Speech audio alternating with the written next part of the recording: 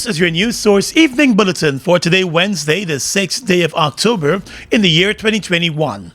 I'm Gordon Mosley, and here's what we're tracking tonight. Guyana's economy recorded a growth rate of 14.5% in the first half of this year, with the oil sector fueling the majority of that growth. In its mid-year report, the Ministry of Finance indicated that while overall growth for the first 6 months of the year stands at 14.5%, the non-oil economy recorded growth of 4.8%.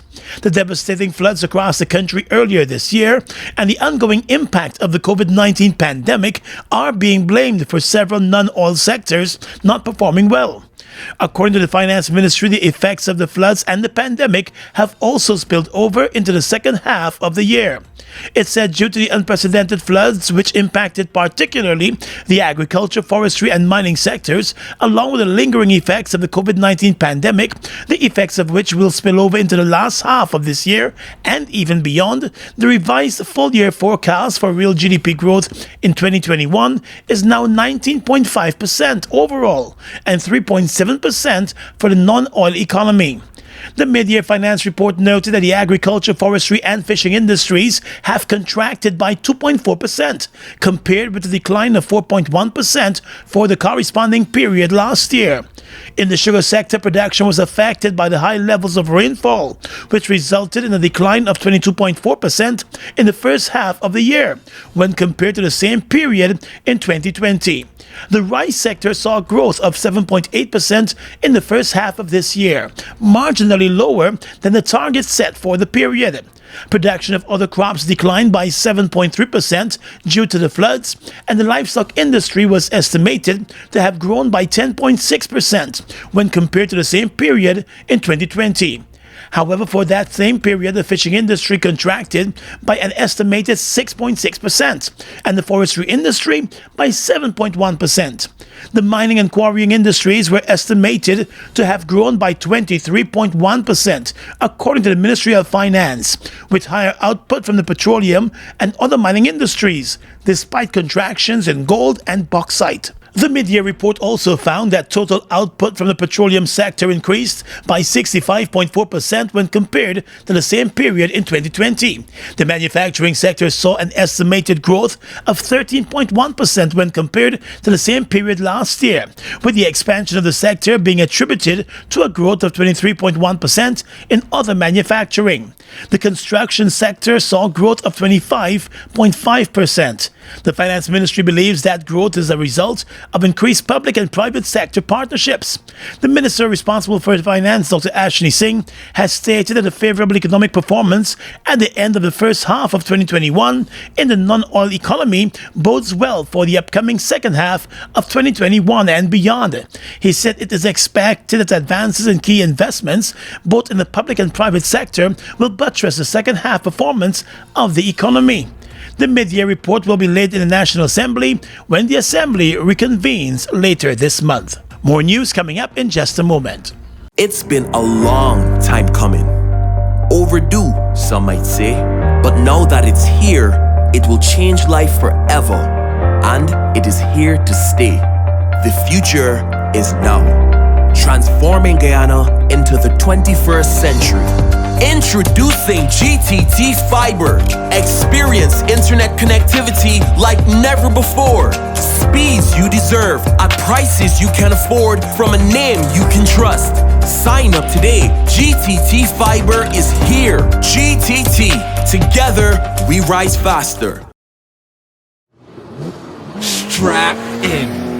You know that it is a fact. The deal on wheels is back. For family, Deal on wheels. for security, That's a fact. for fun. Deal on wheels. Republic Bank Deal on Wheels is back. With same-day approval, reduced equity, longer repayment terms and more. Plus 3 lucky winners would win $100,000 each. Get the ride for you at Republic Bank.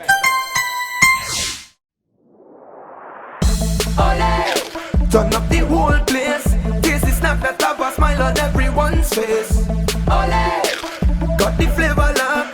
Ole's got it, yes, this is fun's favorite snack. Ole, turn up the flavor now. Ole, turn up the taste, that's good so wow. Ole's got it and how. Ole, sunshine snacks. Olay! Turn up the flavor.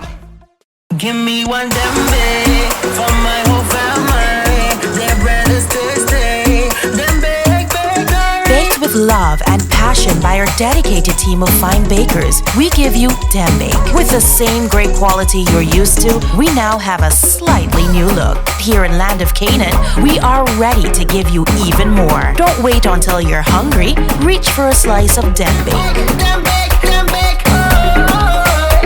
Dembake, healthy, wholesome living. Mom, what are you doing with GPL on your list? Child, you forgot I have to pay GPL? You got time with GPL? I have to keep these lights on. The customers who think in that manner and refuse to honor their obligation to GPL are obviously not playing their part in ensuring quality service delivery. So, I will continue to pay my GPL bill on time, every time. I recognize the value of your point, Mom. You were right.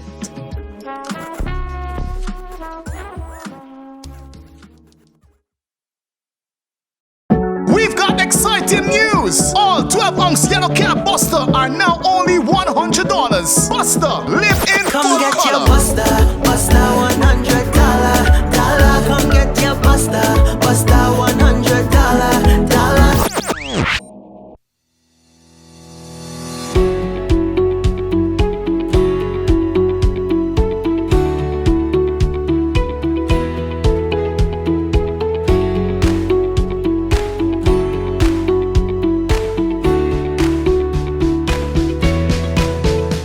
Let GBTI make your dreams of owning a home a reality. Buy or build your home with us. Let us help you to completely outfit your home and make it move-in ready. Need to purchase land? We finance that too. Benefit from our 10% down payment and interest rates as low as 4.25%. Calculated on the reducing balance with up to 30 years to repay. Switch your mortgage to us and learn about benefiting from the equity in your home. Invest wisely. Apply online or call your branch to schedule an appointment. GBTI. We see Guyana through your eyes. A massive brain bleed and heart disease have been listed as the cause of death for the 13-year-old who collapsed and died shortly after he was administered a second dose of the Pfizer COVID-19 vaccine on Monday. The postmortem was conducted by government pathologist Dr. Nihal Singh, who found that the teen suffered massive bleeding in his brain before he collapsed and died 2 hours after he took the vaccine. The young boy Joshua Henry complained to his parents about feeling unwell moments before he collapsed and died at home after returning from the vaccination site. The parents also reported seeing a dark color on his skin close to his joints. The Ministry of Health has launched a full investigation into the boy's death. Samples have been taken from his organs for additional scrutiny abroad. The Ministry of Health is continuing its investigation tonight. A team was dispatched to the Region 1 community of Maruka yesterday to begin the probe into the young child's death. In the first 5 days of the month of October, Guyana has recorded just over 1,100 new COVID-19 cases and a total of 20 deaths. The trend remains worrying for health officials who fear that the current spread of the virus could continue for weeks if more persons do not get vaccinated and continue to follow the COVID-19 guidelines. The Ministry of Health has reported that regions 3 and 4 continue to be the hotspot regions, recording more than 80% of the new cases. In the past 24 hours alone, Region 4 has recorded 136 new cases, while Region 3 has recorded 52 new cases. Health officials believe the continuous flouting of the COVID-19 safety guidelines is to be blamed for the continuing rise in new cases. The total number of active cases currently stands at 3,704, with 34 persons in the COVID-19 intensive care unit.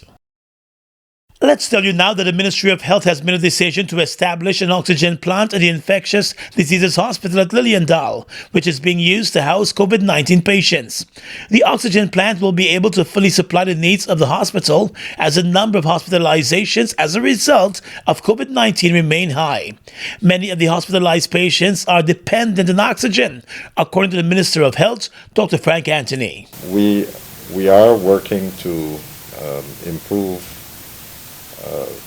generation of oxygen on site, and right now We're expecting to have an oxygen plant coming in shortly that we'll be setting up at the Ocean View facility so that we can self-generate our own oxygen. That would help to reduce the amount of oxygen that we have to purchase on a daily basis. So as of today, we have 81 patients of the 136 that requires oxygen. And as you can imagine, consumption of oxygen is taking a lot of resources from the ministry. The Ocean View Hospital has the highest number of hospitalized cases. The number of hospitalized persons at the hospital has been rising steadily as the COVID-19 virus continues to spread across the country. In the past 5 days alone, more than 1,000 new cases of the virus have been confirmed. Last month saw a record 6,279 new cases being recorded. The health minister said Guyana is still far away from herd immunity, as just over 40% of the country's adult population has been vaccinated against the virus.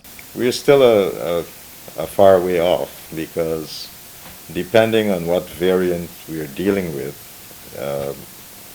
the percentage of the population that needs to be immunized would go up.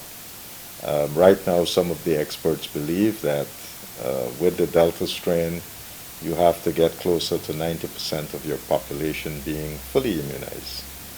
So we are still a far way from that, and we have to work to make sure that as much people as possible can be immunized. Dr. Anthony said the ministry will continue its efforts to get more persons vaccinated.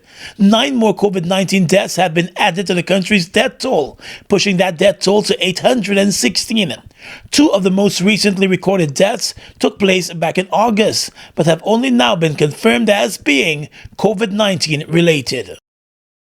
Well, hours after the suspect in the Brigdam police station fire told his attorneys that he never confessed to starting the blaze and played no part in the fire at the station, the Guyana Police Force has dismissed the statement and has reiterated that it has the man's confession on video. According to the police, the video recording of the confession will prove that the suspect was under no form of duress at the time he explained to the police how he allegedly started the fire. The police force has described the reports that the man has accused the police of forcing him to confess to the crime as unsubstantiated attacks on the integrity and professionalism of ranks of the Guyana Police Force, which the force sees as nothing more than an attempt to undermine the investigations. And the police said the evidence of the video confession would be prepared for court presentation. The man is expected to be charged tomorrow. According to a statement from the police, it will not be sparing any effort as it continues the investigation into the Saturday fire which destroyed the Brigdam police complex. The 26-year-old suspect, Clarence Green, was arrested by the police on suspicion of an armed robbery early on Saturday morning. He said he was taken to the Brigdam station where he was searched and placed in a cell by himself. He said moments after he was placed in that cell, he complained of a burning scent, but the complaint was ignored. He also told his attorneys that the prisoner in the cell next to him also raised an alarm over the burning scent in the building, but that complaint was also ignored.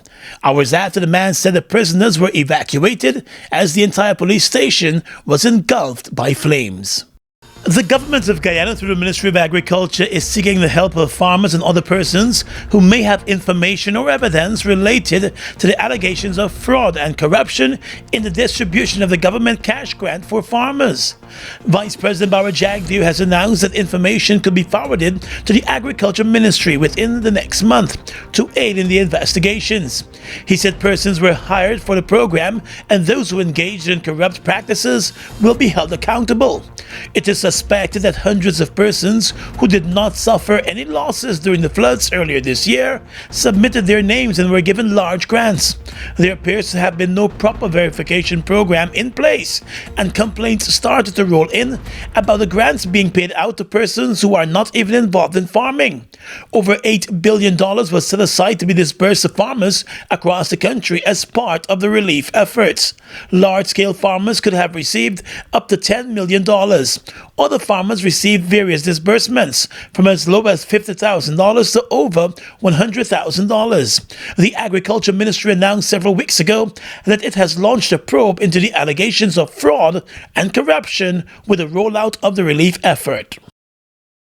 Let's tell you now that the Guyana-Suriname ferry service will resume full daily operations on the 24th of October, subject to a joint final inspection and approval from regulatory maritime authorities in Guyana and Suriname.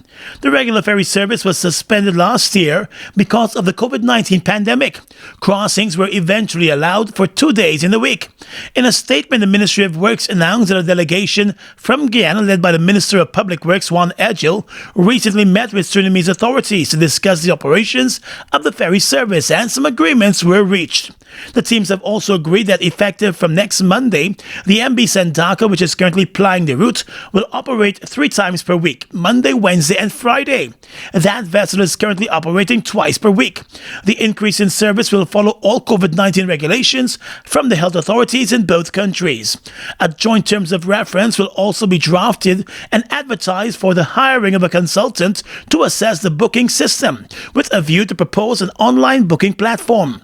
The Public Works Ministry has explained that the two sides discussed the readiness of the Canawaima vessel to resume operations after an extensive period in dry dock, the development of an online booking platform for the ferry service, among others.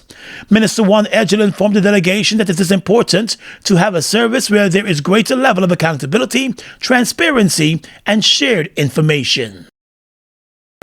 It's one of your biggest goals, getting your own home, where memories are made, where happiness lives. You may feel that home ownership or renovation is beyond your reach, but we at Republic want you to know that there's always a way. Ask us about our suite of mortgages. Let's help make your housing wishes come true. Or advise on how the equity in your existing home can finance other dreams and goals. Call or go online to learn more. We've got exciting news! All 12-ounce yellow cab Buster are now only $100. Buster, live in Come full get color. your Buster, $100. Come get your Buster, $100. We are legions of men standing strong, but never too proud to stoop and help someone. We must send a clear signal to all. Do right, walk in upright ways, knowing that's what being a man is all about. And ever aware that things will only get worse when good men do nothing. Stand strong, be the one to live right. It's been a long time coming. Overdue, some might say. But now that it's here, it will change life forever. And it is here to stay. The future is now. Transforming Guyana into the 21st century. Introducing GTT Fiber. Experience internet connectivity like never before. Speeds you deserve at prices you can afford from a name you can trust. Sign up today. GTT Fiber is here. GTT. Together, we rise faster. Fuel it up and drive, super 95. Tune up. Fuel it up and drive, super 95. Tune up. Protect your fuel system, boy. High mileage and performance, boy. Guy Oil Super 95 gasoline gives you more reasons to drive and is available at 56 service stations nationwide.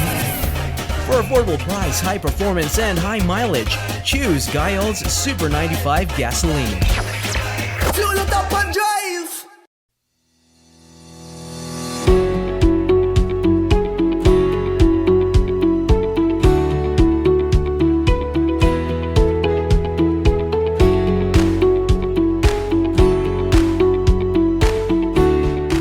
Across the region tonight, Nicaragua has announced that it will get 7 million doses of the Cuban coronavirus vaccines over the next 3 months.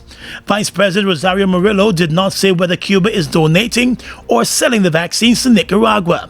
Murillo, the wife of President Daniel Ortega, said the Cuban vaccines will be used to vaccinate children and youths between the ages of 2 and 17 years old. Murillo told local media that the first 1.2 million doses of Cuba's Abdala, Saberna, and Saberna 2 vaccines should arrive in the 3rd week of October, with another 3 million doses coming in November. Cuba has also sent vaccines to Vietnam and Venezuela. Nicaragua has so far attempted to vaccinate people 30 years and older, but has not released figures of how many in the country of 6.5 million have received the shots. Information in Nicaragua is tightly controlled, and government figures show only 891 COVID-19 deaths so far. But the civic group Citizens Observatory estimates that there have been over 5,500 deaths in Nicaragua from COVID-19. In Barbados, the U.S. Embassy there has paused routine non-immigrant visa services with effect from today because of the COVID-19 situation in the country. While the embassy continues to provide emergency and mission-critical non-immigrant visa services, those appointments are extremely limited. Routine visa services will resume as soon as possible, but the embassy is unable to provide a specific timeline at this time. If a machine-readable visa fee was paid, it will remain valid until the end of September 2022. The U.S. Embassy cannot accept those fees from outside the consular district.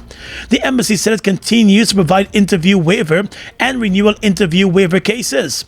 The eligibility of that program was recently expanded, and applicants may now qualify to renew their visa by mail. Over the past few weeks, Barbados has seen a steep increase in COVID-19 cases and deaths. And finally tonight, international news. Children across much of Africa are to be vaccinated against malaria in a historic moment in the fight against the deadly disease. Malaria has been one of the biggest scourges on humanity for millennia and mostly kills babies and infants. Having a vaccine after more than a century of trying is among medicine's greatest achievements, reports the BBC. The vaccine called RTSS was proven effective 6 years ago. Now, after the success of pilot immunization programs in Ghana, Kenya, and Malawi, the World Health Organization says the vaccine should be rolled out across sub-Saharan Africa and in regions with the moderate to high malaria transmission. The Director General of the World Health Organization said it was a historic moment. He said the long-awaited malaria vaccine for children is a breakthrough for science, child health, and malaria control. Malaria is a parasite that invades and destroys the blood cells in order to reproduce. It's spread by the bite of blood-sucking mosquitoes. And that's your News Source Evening Bulletin for tonight. I'm Gordon Mosley, reporting and encouraging you to stay safe.